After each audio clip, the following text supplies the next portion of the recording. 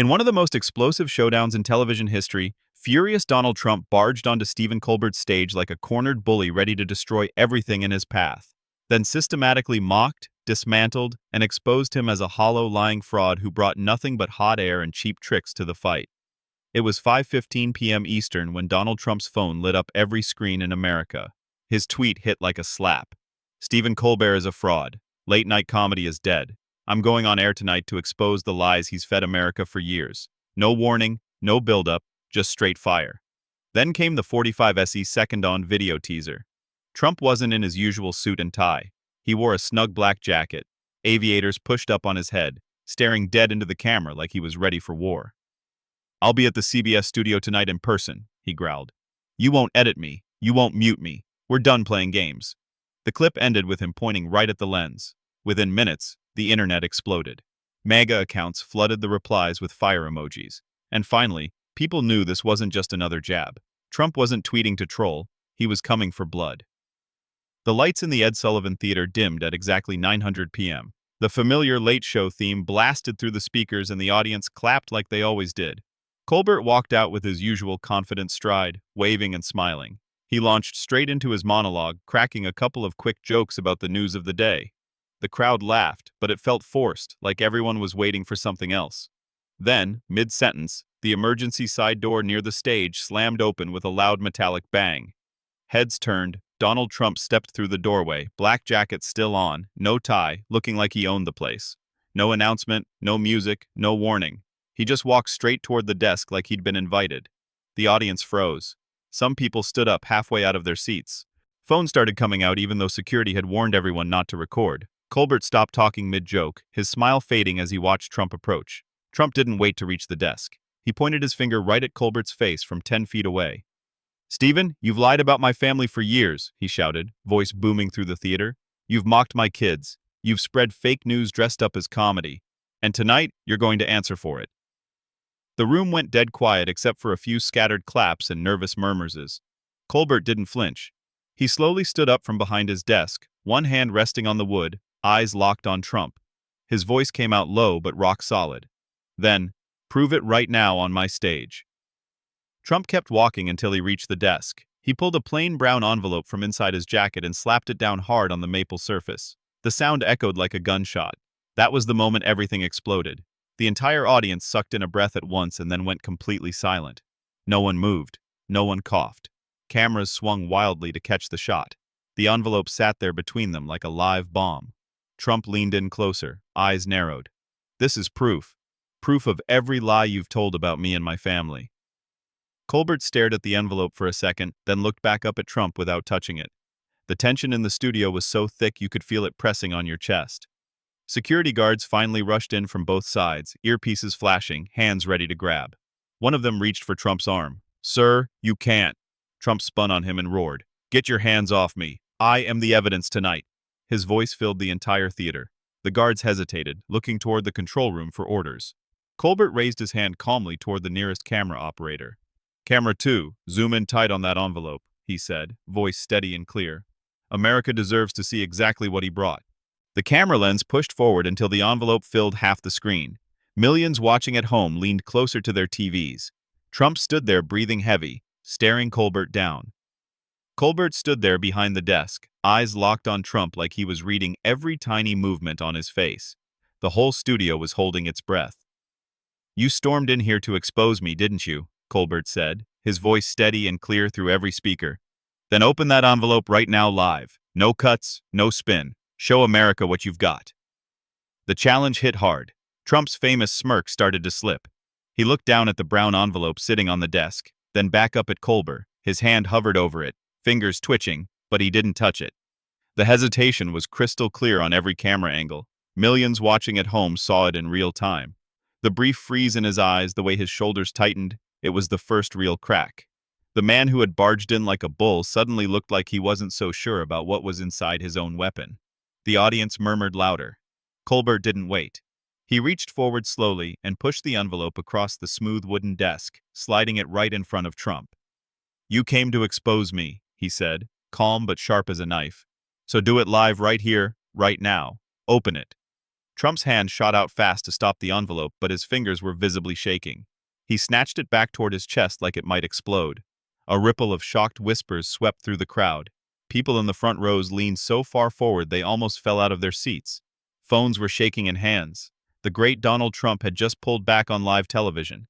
The moment felt electric. Then everything exploded from the third row. A man in a dark suit jumped to his feet, face flushed red. "That envelope is fake," he yelled at the top of his lungs. "I helped write it. It's nothing but blank pages and old headlines he printed this afternoon." The theater went wild. Heads whipped around. Security guards sprinted toward him from both aisles, grabbing his arms and trying to hustle him out. But as they dragged him toward the exit doors, his voice still carried loud and clear over the live mics. "He told me to bring something dramatic. It's all don't believe him." The door slammed shut behind him, but the words hung in the air like smoke. The audience erupted into loud chatter. Some people gasped, others shouted, "What the hell?" Trump's face turned dark red with anger. He gripped the edge of the desk so tight his knuckles went white. Trump wasn't about to let the moment slip. He yanked out his phone and slammed it on the desk. "You want witnesses?" "I've got one too," he growled. He hit speakerphone right there on live TV. A second later, a man's voice echoed through the entire theater. It was a former producer who had worked on Colbert's show years ago. "Stephen's been cutting and editing audio for years to make Trump look bad." The guy said clearly, "I saw the raw tapes myself. He stitches sentences together, takes words out of context, creates complete lies. I quit because of it." Trump held the phone up like a victory flag, his grin trying to come back. "There it is, your own people turning on you, Stephen. What do you say to that?" The studio fell into a tense hush. Colbert listened to every word without interrupting, his expression never changing. Then he let out a short, cold laugh, the kind that cut through the air and sent a chill down the front rows. He leaned forward, both hands planted firmly on the desk, eyes boring straight into Trump. "Let's play both sides then," he said, voice low but carrying power. "You bring your witness, I'll bring mine. We lay everything out right here. Live. No spin, no escape. Unless you're scared of what happens when the real truth finally comes out on this stage." Trump's grin faded again. The audience was completely hooked now, whispering fast, shifting in their seats. Colbert let the heavy silence hang for a few seconds, eyes still locked on Trump. Then he reached under his desk and pulled out a sleek black folder. It wasn't Trump's envelope. This one had public record stamped in small white letters on the front. He placed it quietly on the desk right next to the unopened brown envelope. The audience leaned in closer. You could hear the rustle of clothes and nervous breathing across the theater. Colbert opened the folder slowly, page by page, the sound crisp through the microphones. No drama, no theatrics, just cold, hard facts. "This is from your own administration's ethics review in 2017, Colbert said, holding up the first sheet, a sworn affidavit, signed and verified. He read the key line clearly. "Truth doesn't matter if the story feels right." The words hit the room like a punch. Gas broke out everywhere. Colbert kept going. "It comes with phone logs and a voice sample from one of your own campaign advisors. They recorded you saying it during a strategy meeting." He slid the document across the desk so the cameras could catch every word. The audience was dead quiet now, completely locked in. Colbert reached into the folder and pulled out a small black digital recorder. He held it up for everyone to see, then pressed play. Trump's voice filled the theater, rough, unmistakable, and caught on tape. "Truth doesn't matter if the story feels right. People believe what feels good." 7 seconds. That was all. But those 7 seconds landed like a bomb. Trump's face went pale. The color drained right out of it. He lunged forward, hand outstretched. "Turn that off. You have no right to play that." Colbert clicked the recorder silent, but didn't flinch. Trump was breathing hard now, eyes wide with shock. "That's classified," Trump snapped, voice rising. "You can't just air that on television." Caleres looked him dead in the eyes and answered calmly. "You declassified it the moment you sat in that chair and came after me on my stage. You wanted truth tonight. Here it is." The audience erupted, some clapping, some shouting in disbelief. The energy in the room had completely flipped. Trump's temper exploded. He slammed his open hand down hard on the desk. The whole surface shook. The brown envelope wobbled right on the edge, almost sliding off onto the floor. For a split second it looked like it might fall, and the entire studio sucked in a breath. Security shifted nervously. Trump's hand stayed planted there, knuckles white, chest heaving. He glared at Colbert like he wanted to rip the folder apart. Colbert didn't move. He just kept his voice steady. "You came in here swinging with an envelope. I just showed you documented proof from your own people. That's the difference between a stunt and the truth." Trump stared at the recorder, then at the affidavit, then back at Colbert. His mouth opened, but no quick comeback came out. Trump's patience finally snapped. He slammed both hands on the desk and leaned all the way forward, his face twisted with real fury. "You've mocked my son for years," he shouted, voice cracking with anger. "You've made jokes about my daughter on this show like it's some kind of game. You attack my family while you sit there safe behind your desk like a coward." The words poured out fast and personal. The audience reacted instantly. Some clapped loudly, others gasped and whispered to each other. The energy in the theater shifted from shock to discomfort. Trump kept going, pointing straight at Colbert. "That's not comedy, Stephen. That's low. That's disgusting. You went after my own kids." Colbert stayed completely calm. He reached back into the black folder and pulled out a second document, thicker than the first. "This isn't from an enemy," he said, voice steady and clear.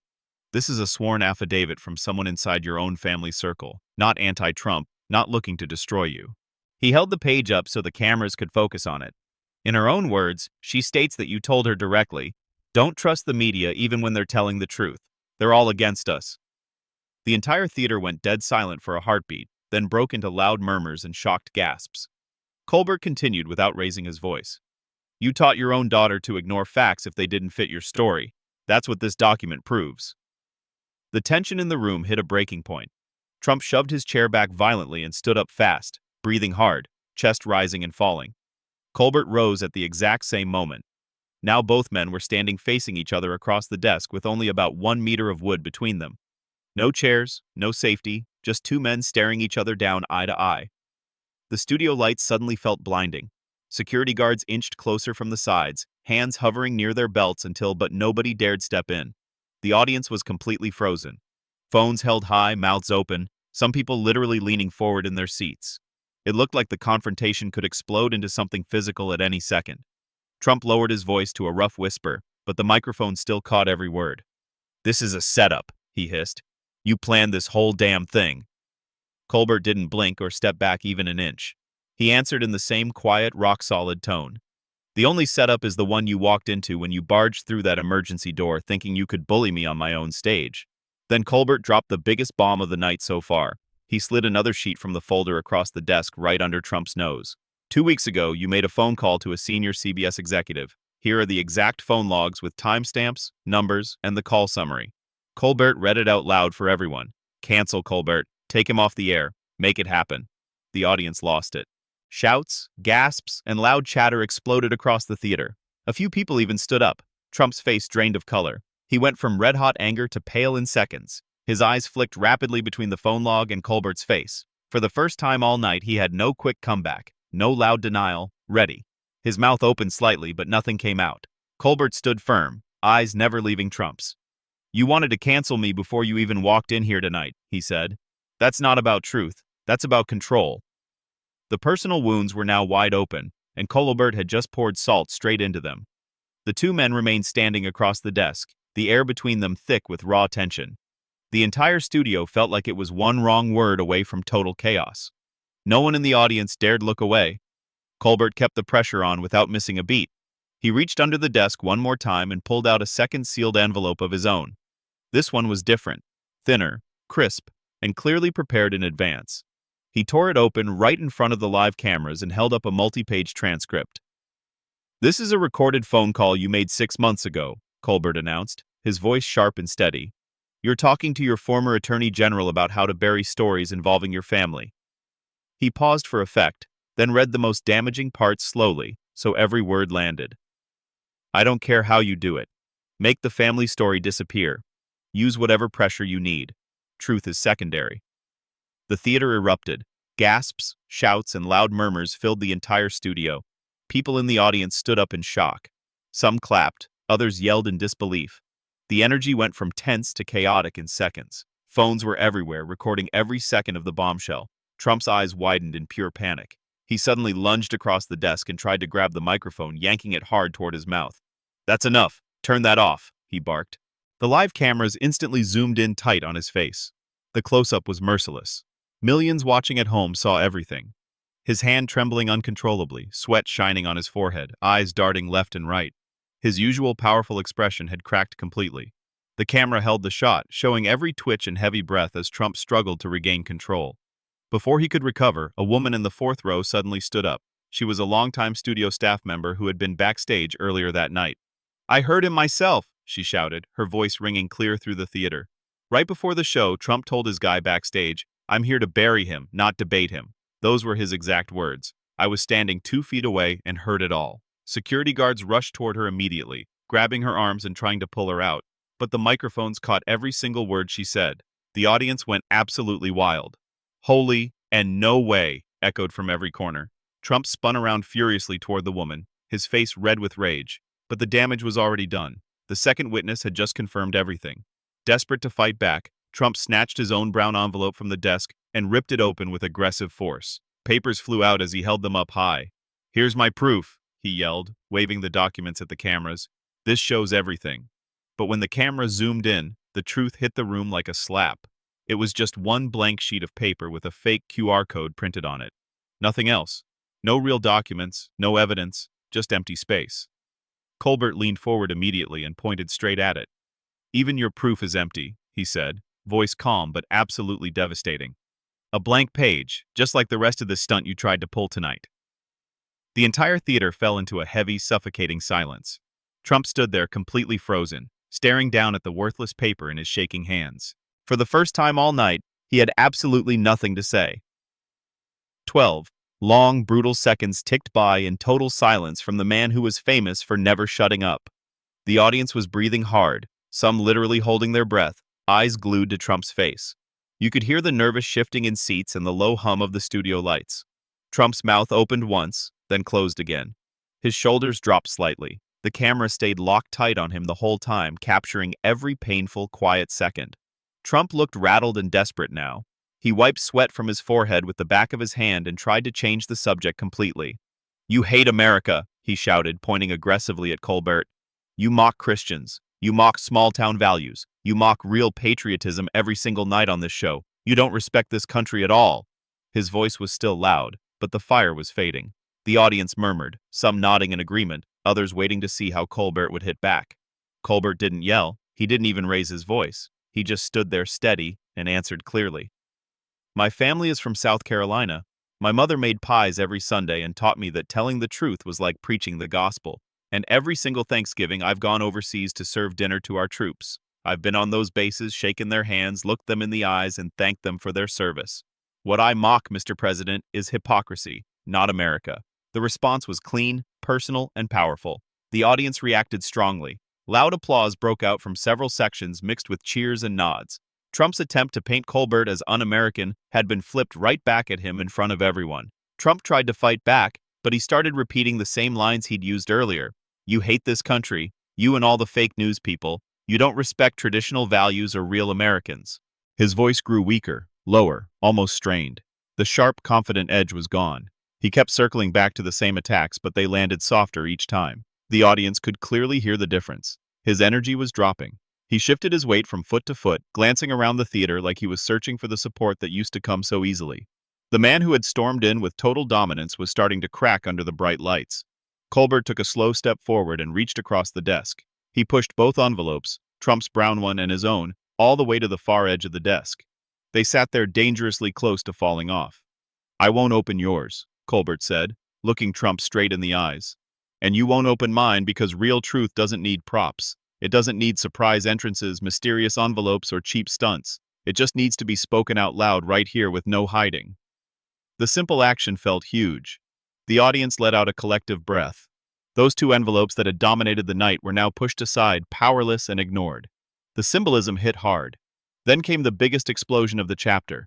A man wearing a bright red MAGA hat near the back suddenly jumped to his feet and yelled at the top of his lungs, "He's right, Colbert. You're the one attacking a great president. You're the liar here."